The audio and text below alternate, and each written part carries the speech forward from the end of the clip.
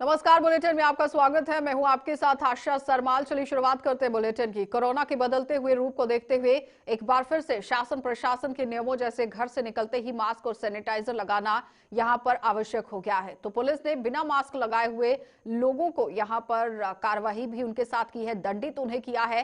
तो एक बार फिर से कोरोना ने अपने बदलते हुए रूप में छत्तीसगढ़ एवं सरहदी राज्य महाराष्ट्र मध्य प्रदेश में पुनः दस्तक यहां पर दे दी है, जिसके लिए शासन की गाइडलाइन अनुसार कोरोना को हराने के लिए सार्वजनिक स्थानों पर मास्क और सैनिटाइजर लगाना आवश्यक कर दिया गया।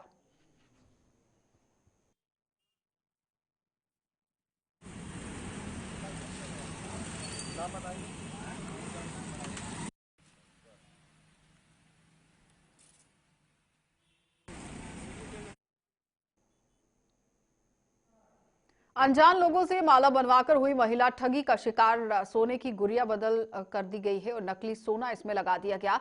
तो गोरेला पेंड्रा बरवाही पुलिस की कार्रवाई थाना गोरेला क्षेत्र के लालपुर गांव की ये पूरी घटना है। वहां से मामला सामने आया है, जहां पर दो महिलाओं ने अपनी टोकरी में चूड़ी जो फुंदरी रखी हुई थी और लालपुर गांव की एक महिला को बोली यहां पर लगाई गई कि हम लोग यहाँ इसी तरह से काम जो है वो करते हैं और आप आकर अपनी माला जो है वो यहाँ से बनवा सकते हैं। लेकिन सीधे तौर पर ये फ्रॉड का मामला है, क्योंकि जिस सोने के लिए बात कही गई थी वो सोना था ही नहीं और काफी तरीके से पैसे भी हड़पने की कोशिश की गई। पुलिस कार्रवाई में जुट गई है।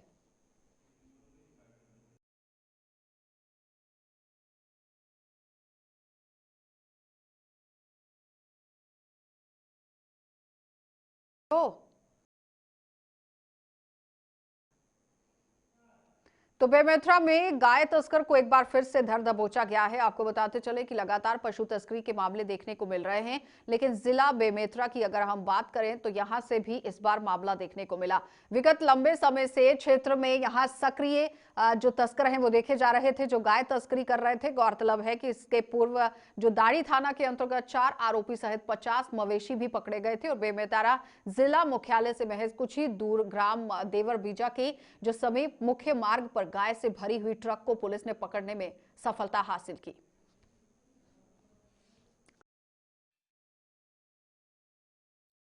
सूचना पे मवेशी का अवैध परिवहन करते हुए ट्रक पकड़ी गई है और ट्रक का नंबर फर्जी है। तो उसमें इंजन नंबर जिस नंबर से अपन ट्रक के स्वामित्व को पता करेंगे और इसमें कृषक पशु संरक्षण अधिनियम के तहत कार्रवाई की जा रही है। ट्रक को जब्त किया गया है और उसमें जो अवैध परिवहन किए जा रहे मवेशियों को वहाँ करपात्री गौशाला में छत्तीसगढ़ गौ सेवा आयोग के माध्यम से सुरक्षित रखवाया गया है और जो फरार ट्रक के ड्राइवर और आरोपियों की तलाश की जा रही है। तो छत्तीसगढ़ के स्वास्थ्य मंत्री टीएस सिंहदेव ने कोरोना वैक्सीनेशन को लेकर संतोष जताया है। उन्होंने बताया कि किस तरह से भारतीय बायोटेक कंपनी ने कोविड-19 की वैक्सीन के 3rd फेज के पूरे होने पर यह साफ कर दिया कि आने वाले दिनों में इस प्रक्रिया को आगे बढ़ा लिया जाएगा।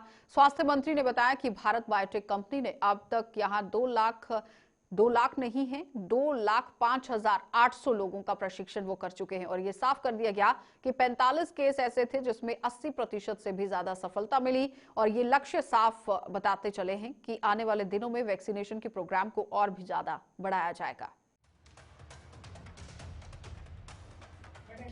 हम सबके लिए खुशी की बात है कि भारत बायोटेक कंपनी ने फेज 3 ट्रायल की अंतिम रिपोर्ट प्रस्तुत कर दी है, जिसमें तकरीबन 2,05,800 लोगों को यहां पर प्रशिक्षण दिया गया और उसमें से 45 केस स्टडी के लिए यहां पर पाए गए हैं, उनका यहां स्टडी होना है और 81% तक इसकी कारगरता सिद्ध हुई है। इस वक्त फेज 2 और फेज 3 के जो ट्रायल हैं वो तकरीबन 27,000 लोगों के प्रशिक्षण इसमें किए जा रहे हैं और अब 87% लोगों पर और प्रशिक्षण होना बाकी है। तो और उसके साथ आपको बताते चले कि फाइनल रिपोर्ट अंतिम प्रकाशन उनके लिए इस केस स्टडी का इन 87 लोगों की रिपोर्ट को स्टडी करके ही यहां पर दिया जाएगा। तो फिर देश दुनिया के सामने ये बात आ जाएगी कि जैसे ही रिपोर्ट आ जाती है सामने, हम इंतजार कर रहे हैं कि रिपोर्ट आ जाए और फिर वैक्सीनेशन का इस्तेमाल यहां पर हम कर पाए।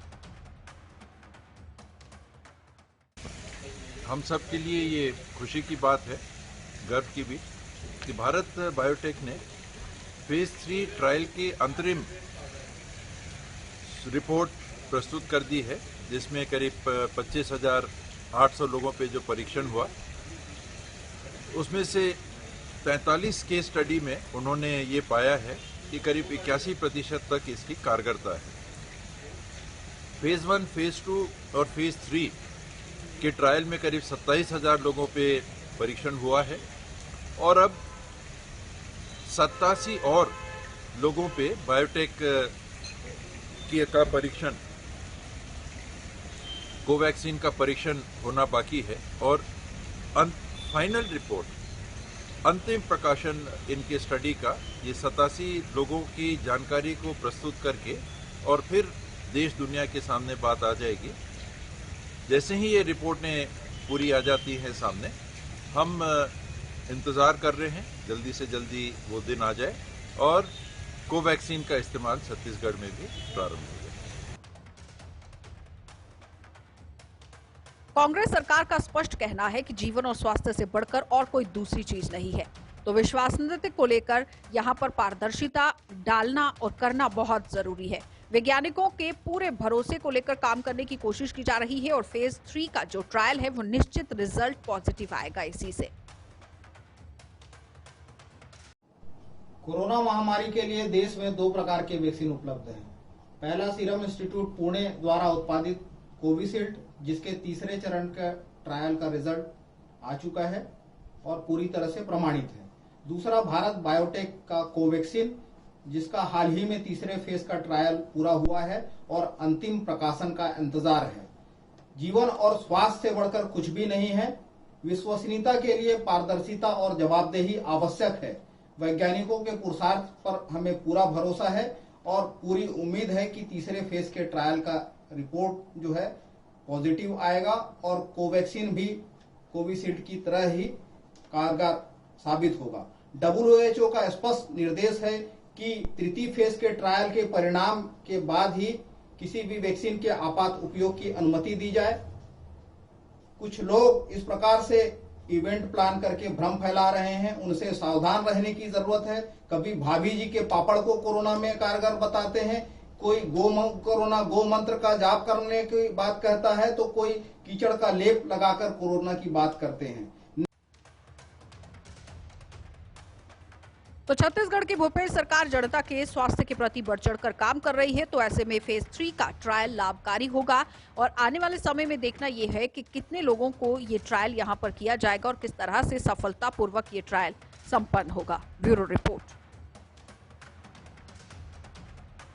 उसी के साथ आपको बताते चले कि आपने रिपोर्ट देख ली, लेकिन अब आप देखिए कि प्रधानमंत्री ग्राम सड़क योजना गुणवत्ताहीन निर्माण को लेकर हमेशा ही सुर्खियां बटोरता नजर आता है। तो ठेकेदार विभाग के अधिकारी के नाक तले घटिया निर्माण यहां पर काम किया जाता है। निर्माण के लिए जो भी मटेरियल इस्तेमाल में लाया जाता है वो घटिया है और इसी पर ऊंचे राजनीतिक दबाव और कमीशन की मोटी रकम के चलते ये जमींदार अफसर घटिया निर्माण को नजरअंदाज करते हुए नजर आ रहे हैं। तो लोगों का आरोप है कि इन लोगों पर नकेल कसी जाए, क्योंकि जो निर्माण कार्य के लिए सामग्री इस्तेमाल में लाई जा रही है उसकी गुणवत्ता की जांच होनी चाहिए। सामने के उसको उखाड़ रहे थे, उस सामने बिछा रहे हैं और सामने उसमें दवा दे रहे हैं और पानी का तो तरी करने का कम है, पानी देते हैं नहीं देते और ठेकेदार जनेगा। और जितने भी सड़क बन रहा है अर्थात गुणवत्ता विहीन है, ये तो मानता हूँ। मेरा जैसे धुरियागुड़ी से अमली पगार आपके मुर्गिल माल वो भी ठीक नहीं है, अभी चालू की है, देखिए ठेकेदार कैसे बनाएंगे, मतलब मेरे देखने के हिसाब से ठीक नहीं है। इस मामले को लेकर आप विधानसभा तक क्या मैं इस मामले के बारे में विधानसभा में पहले तो अधिकारी से अपन जिला से लेके जितने भी विभागीय अधिकारी से उससे बातचीत करूंगा और गुणवत्ता को ठीक ठाक कराऊंगा। तो लॉकडाउन के चलते साइकिल से घर लौट रहे थे पति पत्नी और सड़क हादसे का शिकार हो गए, जिसमें यहां मौत हो गई और संसदीय सचिव ने मुख्यमंत्री से ये अनुरोध किया है कि 5 लाख रुपए इन्हें सहायता राशि जो है वो देने की घोषणा की जाए। तो सहायता राशि का चेक देने के लिए जिला प्रशासन के साथ पीड़ित के घर संसदीय सचिव मृतक के पिता से भी मिले हैं, जिन्हें ये चेक सौंपा गया। 5 लाख रुपए का ये चेक था और बेमेतरा जिले के रणबोड़ में ये रहने वाले हैं, जहां पर आज मंत्री जो है वो पहुंचे हुए थे और उसके बाद राहत राशि इन्हें दी गई।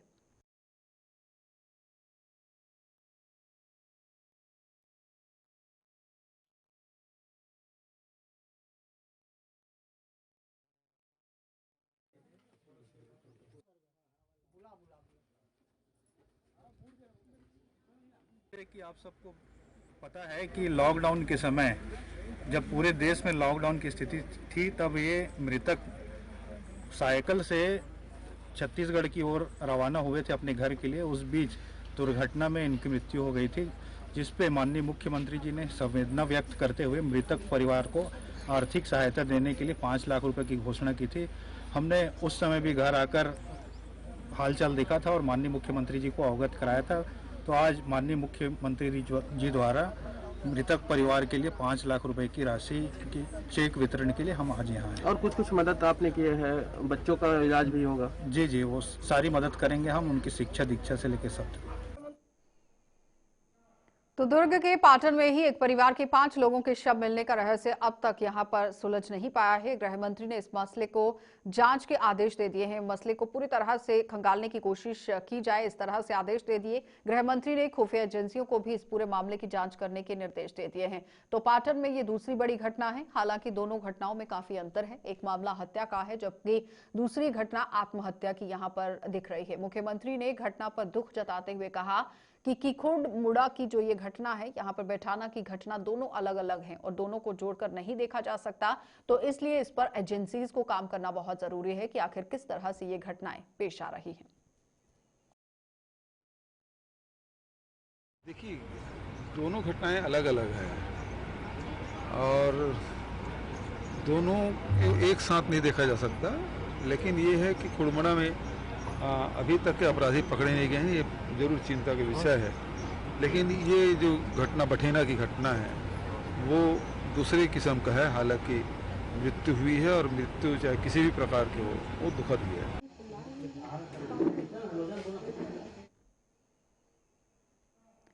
स्तरीय भारोत्तोलन प्रतियोगिता का आयोजन गरियाबंद जिले की छुरा नगर में आयोजित किया गया, जिसमें कई जिले के खिलाड़ियों ने भाग लिया। तो इसी क्रम में दुर्ग सांसद विजय बघेल पहुंचे, जहां पर उनका फूल मालाओं से स्वागत किया गया। उन्होंने खिलाड़ियों का उत्साहवर्धन करते हुए जीतने वाले खिलाड़ियों को प्रमाण पत्र एवं शील्ड देकर पुरस्कृत किया।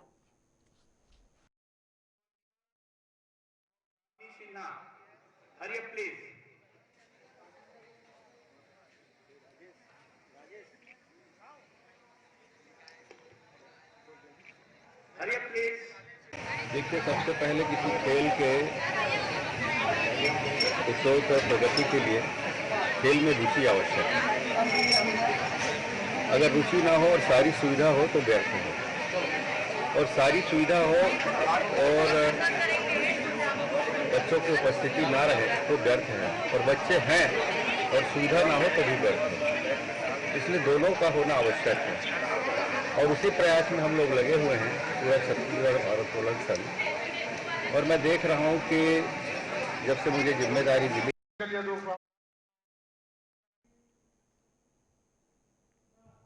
तो छत्तीसगढ़ मुख्यमंत्री बघेल ने बुधवारी बाजार बिरगांव में आयोजित कार्यक्रम में क्षेत्र की जनता को 121 करोड़ की लागत के कार्यों की सौगातें दी। इस दौरान सीएम भूपेश बघेल ने बिरगांव कॉलेज का नामांकन स्वर्गीय नंद कुमार पटेल के नाम से करने का ऐलान किया। इसके अलावा Swami Atmanand English medium school और जिला सहकारी बैंक की शाखा खोलने की घोषणा की गई। आवर्धन जल प्रादय और योजना के उन्नयन कार्य हेतु 104 करोड़ 23 लाख आडवाणी आर्लिकॉन माध्यमिक विद्यालय के मुख्य द्वार के पास यहां पर सौंदर्यीकरण के कार्य के लिए 35 लाख, जल प्रादय व्यवस्था हेतु 53,36,000 रुपए और स्वच्छता कार्य के लिए ई रिक्शा के लिए यहां पर 1,48,35,000, सीसी सड़क एवं नाली निर्माण के लिए 69 कार्य यहां पर करने के लिए कोशिश की जा रही है, जिसके लिए 9,47,48,000 रुपए आवंटित करने की कोशिश की जा रही है। कहने का तात्पर्य यह है कि पूरी तरह से छत्तीसगढ़ के अंदर विकास की राह पर काम करने की एक कवायद शुरू की गई। आज बिरगांव में 121 करोड़ लागत के कार्यों के भूमि पूजन और लोकार्पण हुआ, जिसमें 104 करोड़ के से अधिक की लागत की जलावर्धन योजना के भी भूमि पूजन हुआ है। यहाँ सत्यनारायण जी ने लगातार यहाँ विकास के लिए न केवल चिंता जाहिर की बल्कि उसके लिए लगातार प्रयास भी किया। उसके कारण से आज बिरगांव के जो स्वरूप है उसमें बड़ा परिवर्तन आया है। नहीं तो यहाँ धूल के गुब्बारे उड़ते रहते थे, आज सड़कें भी बन रही है, साफ सुथरा भी दिखाई दे रहा है। उसके साथ साथ यहाँ पेयजल के लिए अथक उन्होंने प्रयास किया। अब इसके बाद जो यहाँ केंद्रीय सहकारी बैंक एक शाखा भी खोली जाएगी और अडवाणी आर्लिंगटन जो स्कूल है वहाँ स्वामी आत्मानंद इंग्लिश मीडियम अंग्रेजी माध्यम स्कूल है, उसकी भी शुरुआत यहाँ की जाएगी। उसके साथ साथ अन्य बहुत सारी मांगे की है, उसकी भी घोषणा मैंने किया। चलिए, बुलेटिन में फिलहाल इतना ही। इजाजत दीजिए, नमस्कार।